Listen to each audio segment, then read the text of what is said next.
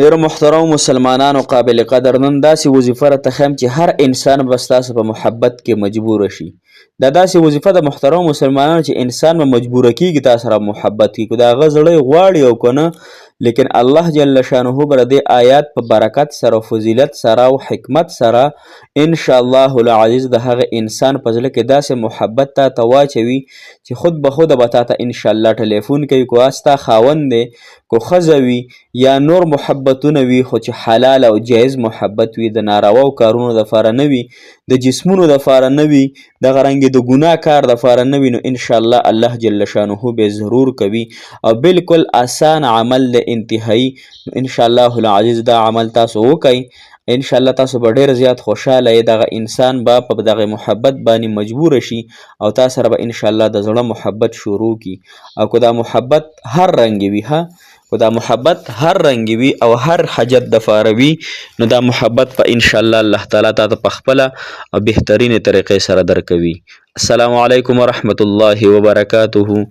ډیرو محترم او قابل قدر مسلمانانو ورونو خویندو، په ما ډیرو ګرانو یقینا چې روزانه ستاسو دپاره ختمونه کیږي په مدرسه کې، او هغه مسافر کم چې بهر وطن کې ژوند کوي محترم، هغه د الله تعالی ډېر خوشحاله کی، که په سعودي عرب کې دي، که په دوبۍ کې دي، که په قطر کې دي، که په فرانس کې دي، او که په امریکا کې دي، او که په لندن کې دي.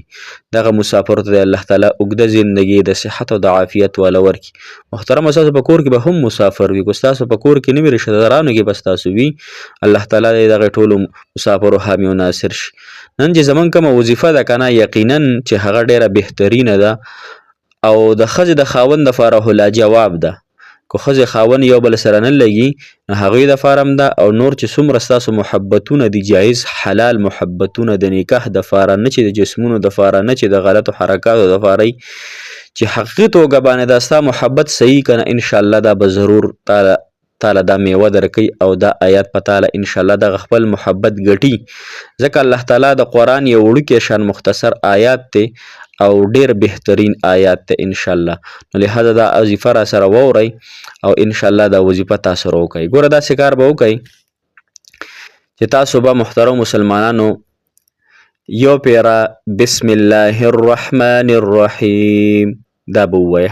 یو پیره بسم الله الرحمن الرحیم ووایئ. بیا به د سورت یاسین چې دی که نه، دا به تاسو څو پیرې ووایئ؟ 12 پیرې به سورت یاسین کې دا آیات ووایئ. سورت یاسین به ټول نه وایئ، 12 پیرې به سورت یاسین کې 9 نمبر آیات دی. دا آیات دی ګورئ. وجعلنا من بين أيديهم سدا ومن خلفهم سدا فأغشيناهم فهم لا يبصرون. 9 نمبر آیات ته په سورت یاسین کې. یو پیرو بسم الله الرحمن الرحیم وای، بیا به محترم مسلمانان 12 پیرې چې دی، نو دقه 9 نمبر آیات په دا به تاسو داسې ووایئ. بسم الله الرحمن الرحیم وجعلنا من بین ایدیهم سدا ومن خلفهم سدا فغشیناهم فهم لا یبصرون. دا په تاسو 12 پیرې ووایئ. صحیح شوه. دا به بیا تاسو په چینو باندې یا په ګوړه باندې یا په هر یو څیز باندې دم کوئ، او دا یا په چیو باندې دم کوي یا په روټۍ باندې خوږ څیز باندې کوږدم شي، نو ډېره زیات او ښه وي. دا په دغه خپل چې چا سره محبت کې په هغه باندې به خورئ. صحیح شوه. که ستا خاوند دی، که په کور کې دی، یا ښځه ده یا نارینه دی، هر رنګه محبت چې دی په هغه باندې به دا ته خورئ.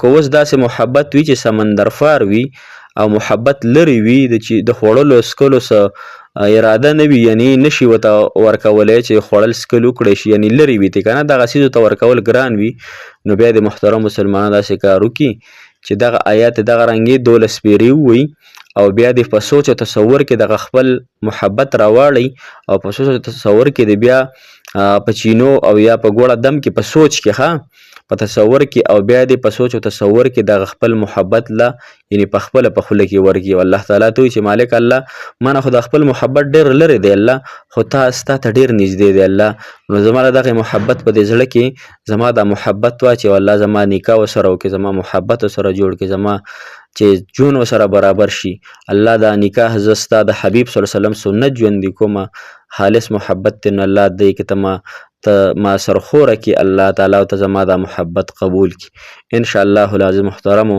الله تعالی هم ضرور کار کوي ځکه چې آیات نمبر 9 نمبر آیات دی سورة یاسین کې هو جعلنا من بین ایدیهم سدا ومن خلفهم سدا فغشیناهم فهم لا یبصرون انشاءالله العزیز دا عمل وکړئ الله تعالی هم انشاءالله نامراده نه کوي او الله تعالی هم انشاءالله دې سره خامخا ستاسو محبت تاسو ته الله جل شانو